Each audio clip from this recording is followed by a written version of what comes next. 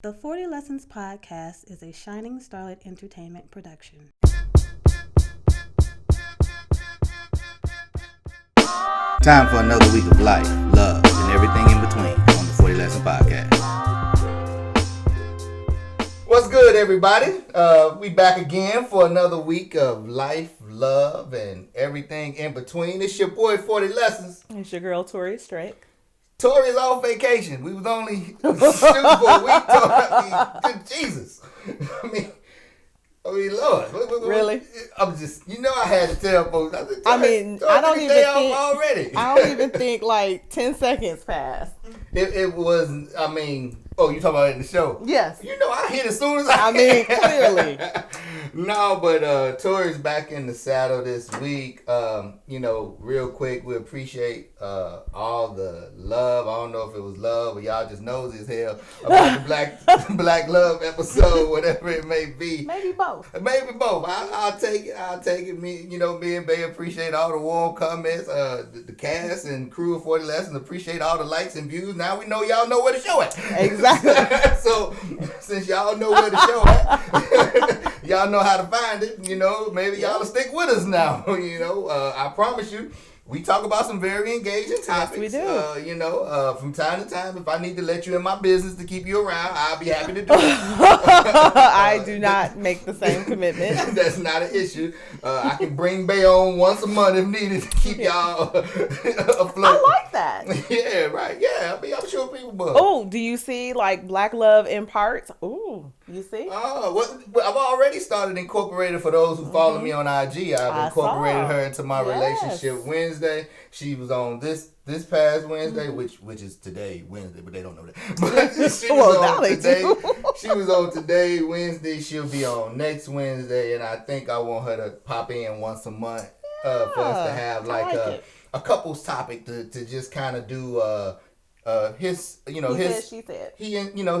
said she said thing to it. So because I don't want people I'm always talking to men and women, but I never want people to presume that I'm only talking to women or I'm only talking to men. I got you. And just every now and then I would like that woman's voice. And what's better than a woman that deals with you personally on that level that's, she's open enough to be open like that with people. So it's cool. I'm like, let's start incorporating that in because I think it's cool. I think it'll give a different vibe and people get a different feedback and things of that nature. So that's that. I'm a fan. Hey, thank you. I appreciate it. I'm a fan of it too. It's hard to find somebody T'Challa like, you know what I'm saying? And woo, boy, I tell you, God is good. All the time. He came through on that one because I was about to pack it up. I was about to give up on him out here, boy. You ain't gonna give up on love. I was gonna give up on the DMV though. As much as you be like, Tori, do you hate love? Surely you weren't gonna give up on love. No, I'm a fighter for love. I am. That's something that is embedded in my DNA. Nice. I fight for love, and when it's good love, when it's on solid ground, and especially when you know there's somebody over there reaching back for you, it makes it even more attainable and that much more enjoyable in the fight. Absolutely. But today, though, we're talking about communication styles. Yes, we are. Still in the lane of relationships and things of that nature. Very much. We like to stay in that lane. Where do you think we are with communication styles? Well, how varied are the styles of people? So there are a couple of primary types of communication styles. So we kind of chatted about this. We've got our passive folks. We've got, our aggressive folks. We've got our passive aggressive folks, and then we have our assertive folks. So, and which one are you? Assertive. Okay, you're very direct with it. No, I'm diplomatic with it. So I think direct works with a certain type of respondent or recipient. Direct does not always work for certain people. So, for example, I know for, let's say my employees at work, there are some employees that I can be very direct and short with in terms of trying to convey a message. And there are other people where I have to massage the message a little bit more in order to create the sort of safety that person might need to be able to express themselves. I'm direct. Assertive. I don't have no time to to worry about how to make you feel good. I need you to hear what I got to say. But a critical part of that is making the person feel safe. Well, I think we can feel... So, I'll say this. Mm-hmm. One of the things, how I perceive safety, is being able to hear exactly what's on your mind. Mm-hmm. Even if that doesn't mean you stroking my ego. I still need to hear it how you feeling it. Mm-hmm. Because what I want to do is, I want to take in what you're saying and really hear from your point of view where that's coming from. Mm-hmm. I don't really care if it don't feel good to me at the time, because feeling good ain't really where I'm at the moment. What I feel that I build upon your safety and I build upon your trust by giving you the avenue and the ability to say it as raw or as sweet as you want to say it. Because that's where I really think the rubber hits the road. Because sometimes I think we tiptoe around each other too much. And it's not a real conversation. I'm not really saying where my wounds are. I'm not really saying what disturbed me about what you did. I'm not really saying to you how I really feel. I think there's a difference between being confusing in messaging mm-hmm. and then being aggressive in messaging. So there is a way to be direct and communicative mm-hmm. Without being raw and aggressive, right? So for example, let's say you think raw always equals aggressive? It tends to be aggressive because raw sort of it insinuates that it's the unvarnished, sort of unrefined mm-hmm. message, and as such, it means that it's going to come at you however it comes. It hasn't been filtered, right? So if we're saying, for example, we were going to do something and you made a mistake, right? And the mistake. Let's say the mistake ended up costing like $3,000. Okay. So $3,000 is not a whole lot of money, but it's a nice chunk of change. Absolutely it is. So I could come to you and say, so you did that, you lost $3,000. What the fuck is wrong with you? That's not the raw way I want it. Exactly. Mm-hmm. You would want it. But it can still have that directness to it. Exactly. Without the overtones of the profanity and things of that nature. Exactly. I could in turn come to you say, hey, we need to sit down and chat. We lost $3,000. I understand it wasn't intentional, but at the end of the day, we lost $3,000. Exactly. I need to know, one, what we gonna do to really try to, first of all, account for this money that mm-hmm. we've lost. We got to figure out how we gonna come back from this deficit, mm-hmm. and then two, how do we ensure that this don't happen again? Now at that point, I'm still not necessarily being sweet and loving. No, and nor do you have to be. I'm being to the point. But let's understand though, as we take that message and we parse it up. Mm-hmm. So if I were a different person, what I might have heard is, you always blaming me for stuff. What do you think your role was mm-hmm. in it? And we do that a lot of times. We absolutely but do. Isn't that a defense mechanism? Of course it is, because we're not taking ownership of what just transpired, and because we don't feel safe. Okay, I'll give you that, and so that's my whole deal with it, right? The whole reason why I want to be able to talk in this way, and for us to be able to approach each other in this way, is because I need you to always understand that I'm saying what I'm saying. And what I'm saying is not anything other than what I'm saying to you. What you have to understand is that while each of us so we're sitting here now having the conversation that we're having. Mm-hmm. It's a fairly innocuous conversation for us. We're not personally, we are, but not with one another, personally impacted by it. But let's say, for example, we were talking about sexual assault. Okay. I have been sexually assaulted. So when we enter the sphere of discussing sexual assault, what I always have to remember is when people say things like, women often misreport, they lie. Sometimes I hear, oh, so now we're going to take the blame for sexual assault and put it on the victim. Right. So what I have to make sure I do is take a step back and say, wait a minute, Tori, that's not what's happening here. What's happening here is somebody is expressing their opinion. That they feel some things are left out sometimes, and that it also, those things that you leave out are adding to the problem of us trying to correct and lessen sexual assaults, and it would help if more women reported when it happened. Or, well, not even when it happened, but reported that it happened as opposed to lying. Because it tends to happen when people say women lie. So that's a whole other issue. What I had to learn was, even though it was a personal experience for me and I was emotionally impacted by it. But remember, I'm looking at it through the lens of being a sexual assault victim, right? Not through the lens of somebody who's having an objective conversation. When you're talking to your partner, if the partner somehow contributed to the losing of $3,000, imagine how they must feel. There might be shame. There might be sadness, fear. Inadequacy. 40 Lessons, a coach for life.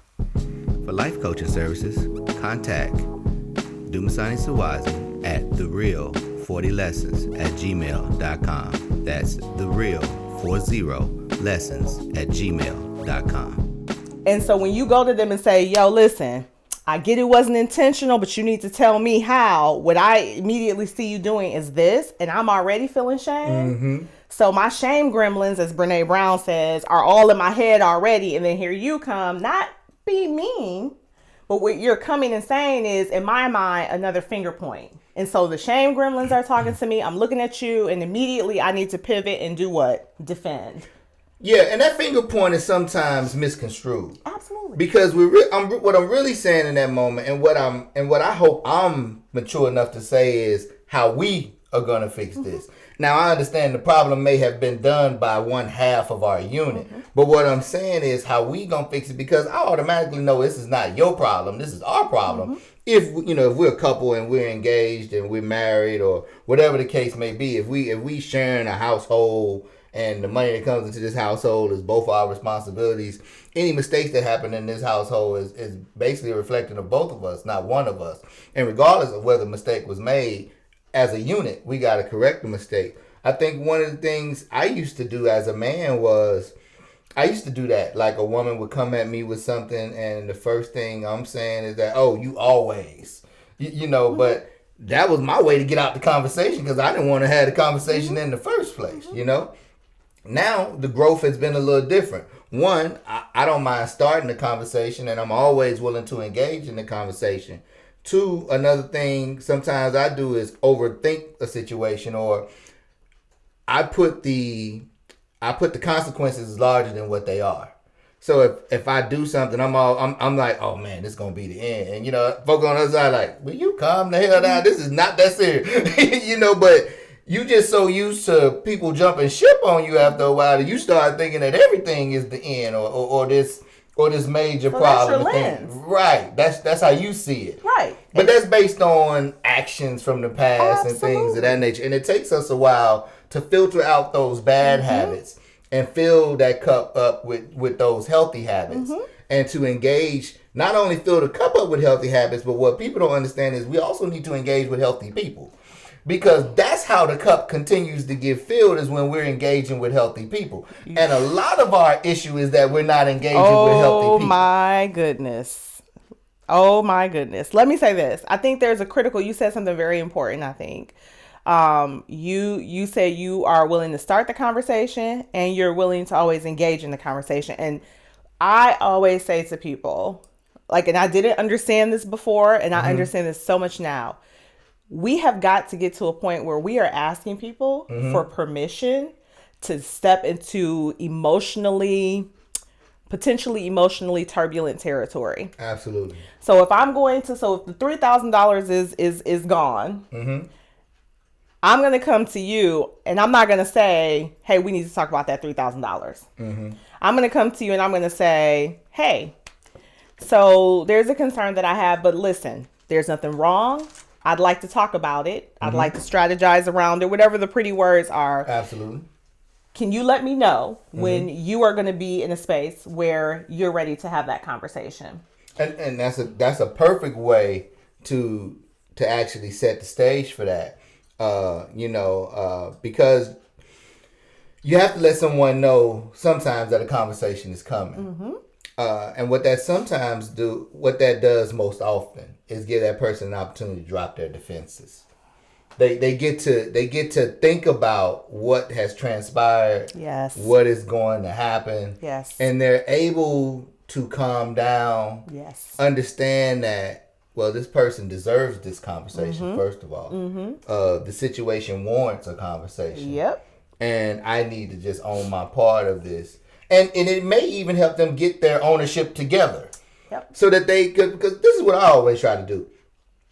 If I know I've done something to Bay, I have no issues owning my piece in a conversation we had. Yep. And once we work through the conversation, and if I know it was something that I could have did better, I actually go and speak on that piece, and I own that piece. I'm sorry, that's something to release the tension around that subject matter. You know what I'm saying? Because if you leave it unsaid, that particular thing, I'm not making Tori cry. No, I totally got something in my eye. I'm trying to get it. I totally got something in my eye. I promise you, I'm not crying because of him. But because of T'Challa.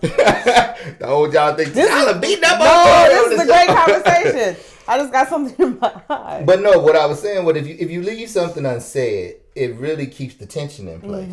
It's almost like leaving, a winch with the pull still on it, and you don't release it from whatever it's pulling on. At some point, somebody has to say, my bad. Yep. I didn't, that ain't what I was intending to do. Hey, let me tell you, I messed up. I understand this is going to set us back a little bit, but what I'm going to make sure I do in the future is have changed behavior in this area. I'm going to figure out a way to communicate with you in a different fashion. And if I'm not sure about what I'm doing here, or to make sure that I don't overstep and make this type of mistake again, I'm going to pull you in on this so that we don't find ourselves in this predicament in the future. And that allows your partner to still be able to trust you. And that display of vulnerability is what helps to create safety. And I think that's what people don't get. Coming to your partner and saying, because we know the $3,000 is gone. We all know that. Ain't nothing you can do about it. We know. Let that ride. So, and we can strategize on ways to replenish and also ensure it doesn't happen again. But what we can do that without fear, blame, shame. Because the minute that you say to your partner, that's effed up, what do you think is going to happen the next time the partner makes a mistake? Yeah, and for me, I'm big, me and Bay are reading cover him and cover her. And, we move in a mindset of, we really believe that's each other's role. And we do believe that there's responsibilities on him and there's responsibilities on her in that fashion. I don't think it's covering of your person if every mistake they're made or every mistake that is made that you're going to chop them down to the bricks. I think part of the covering is also being able to have correction with love and to hold people accountable in love. Because this is still someone that you probably live in life with. This is someone that you're still probably parenting with. This is someone that you still love and care for at the end of the day. We hope, right? We hope. You in this foolishness with us, we hope. And what we gotta do is we gotta stop coming at our partner as if there was a notion that they was perfect from the beginning. And as if you have never made a mistake before. And I understand that the humanity of the moment may bring anger, frustration, or disappointment out of you. That's why you don't have the conversation right then. Exactly. But at some point, the humanity and the reality of that, this could have happened as easily to me. I could have made this mistake. And how would you want that person to handle you in that moment is very important. I think about a book I was reading called... It's called The Laws of Love. And it's about this guy named Chris Prentice. And he gives an example of this time when him and his wife was in the airport. They were getting ready to go out the country. And she had forgot the passports. They at the airport. The flight is leaving within the next hour or so. They did not have time to go home, grab passports, and come back. Nope. And he talked about how the look of fear on his wife's face when she realized what she had done in that moment. And he say, all he did was rub her back and say, baby, it's okay. We'll figure it out. We'll go home, We'll get the passports, and we'll see when the next time we can get out. And he later talked about how she came back to him and was like, how you handled me in that moment when I didn't deserve that type of grace. The tone, though. But it brings her closer to you, and it changes the dynamic of how she looks at him in that moment. And to have that restraint rather, to have that restraint with your partner is paramount. And I think we don't understand the friction we put on our relationships. We don't understand the damage we do to our partners. And I think we need to be more conscious of how we speak to each other in times when our humanity steps in and we are the imperfect human beings that we are. And we make mistakes. I remember traveling with a previous partner. Tori Strickland presents Weightless, now available on Amazon. During the travel, I got sick. And so for someone like me, first of all, getting sick is it drives me absolutely crazy. Not because I'm sick, but because sick, huh? No, not even that. See, people think it's that. I conjure up all these scenarios about, what am I sick with? Like, where did I get this from? What's going on? I conjure brain eating mucus. Is like you already know. I'm like on WebMD, like what's going on?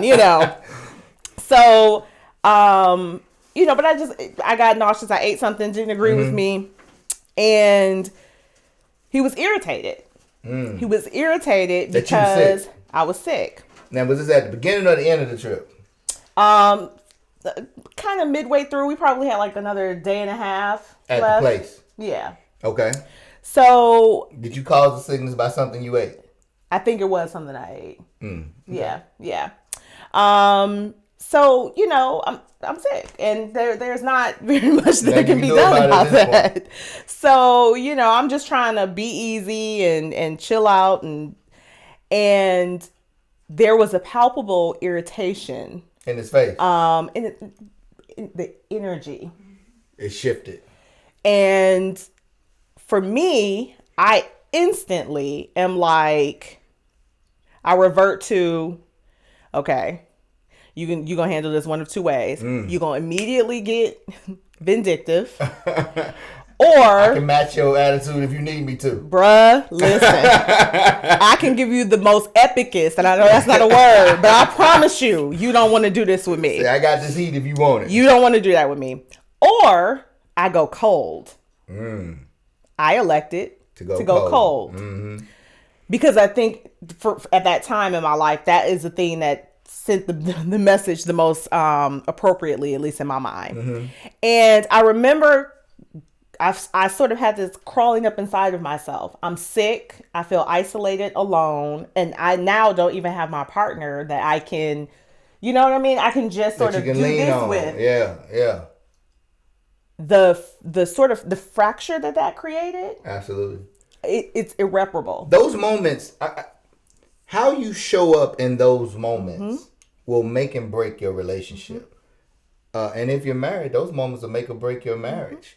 You listen, men, you want to lose your woman? Make her feel uncovered by you, and make her feel like she on her own in a critical situation. You will look weak as hell to her in that situation. It ain't many moments that make a woman call a man weak. Leave me stranded on the island when I need you most, and watch what I say to you, and watch what she say to you. And when a woman gets to the point to where she looks at you like you're weak and the respect for you has left, you might well pack your stuff and go. Because she liable to move somebody in while you still there.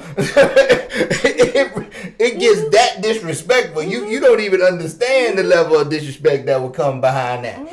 It is not a place you want to be with your woman. And I can get it. You're on a trip. You can spend this money. You just want to bounce around on the bed and have a good time in the pool. I understand why we there to do whatever you're there to do. But it happens. Things happen. And these are the parts of relationship that people don't want to talk about. They don't. These are the unfun times of relationships that people don't want to get their hands dirty in. It's just not romantic dinners, walks in the parks, and kissing and hugging and all these sweet things. it comes times where you have to be adults with each other. You do. And you have to grudge through some things together. Listen. And that grudge gets you dirty.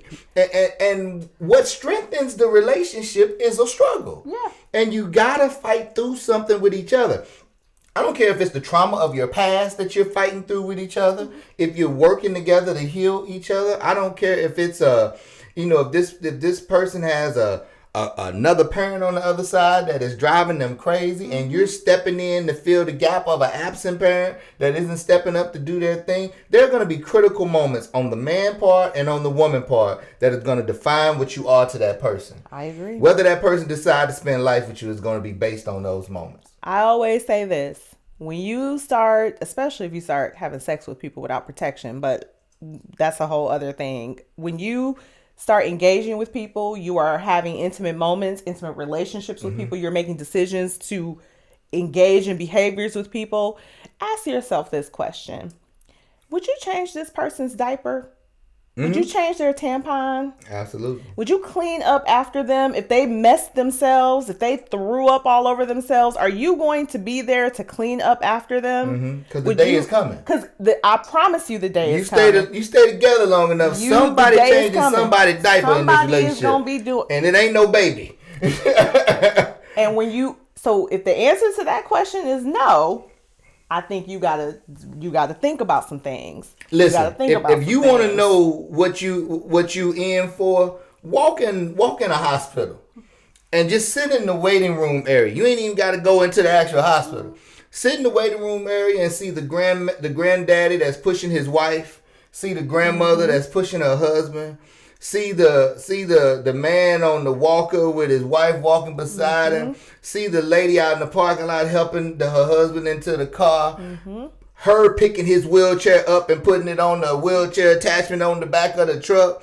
Or him doing that for her. Or him helping her in the van or whatever the case may be. Look at some old folk, because them folks used to be young and love doing flips, riding wave runners and parasailing. They used to do all that.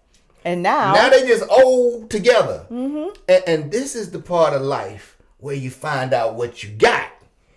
And I'm telling you, you better have something real. You better. When you get on the other side and that stuff starts to dip a little bit and you need somebody to ride for you. But hey, that was good. I like that. So listen, the 40 lesson moment is one of the things I want y'all to always do is create safe places. The safer you can get with each other, the deeper you'll get with each other. The deeper you'll get with each other, the harder it will be for anybody to lose what they're there for. But I gotta be able to trust you in all ways. And there cannot be any limitations to that trust. There cannot be any limitations to that safety. There can be, I gotta believe that you got me. I got to believe that you got me. And if I don't believe that you got me, we can't go where we want to go. We can't do the things that we need to do. And we'll never be the dynamic couple that we want to be.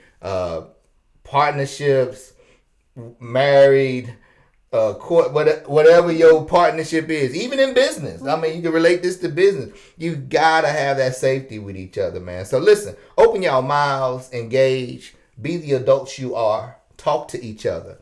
I'm not saying that it's always going to be pretty. I'm not saying that your feelings won't get hurt at time. But what I am telling you is that your relationships will be better for it. Your marriages will grow because of it. The people you'll become, the friends you'll become will be unimaginable. And to be able to have that openness and that transparency and that freedom with the person that you love is something that you could only hope for on paper. But when you start to see it conceptualized right there in your face in the confines of your relationship and love, it'll blow your mind. And the levels that your relationship and love goes to will be something that you'll think to yourself, what took me so damn long? But that's all we got for you today, man. Listen, subscribe, share. I don't know why y'all don't write in the comments on YouTube. I'm going to come fight all y'all. Y'all need to start writing on the comments. Let's not fight. right. Okay, all right. Well, y'all write on the comments. I see y'all creeping and looking at the show. Say something. It's cool. Even if what you say is, man, you talking crazy. I don't agree with you. Ask That's questions. fine. Ask some questions. Engage with us. I promise you we'll engage back. As always, you can find me at 40 Lessons. Sorry. What are you laughing at? Where can they find you on IG? That's Tori Strick. Lord have mercy. I don't know why that just tickled me. We are produced by at Shine and Starlet Entertainment. You can find us all on IG. Make sure that you can check us out. You can check us out on YouTube. You can check us out on Spotify. You can also check us out on SoundCloud. Subscribe, share, hit the bell so that we can alert you that the show is new show is uploaded. And listen, as I always tell you, man, you say it's yours. Go get it. We'll see you next week. Peace.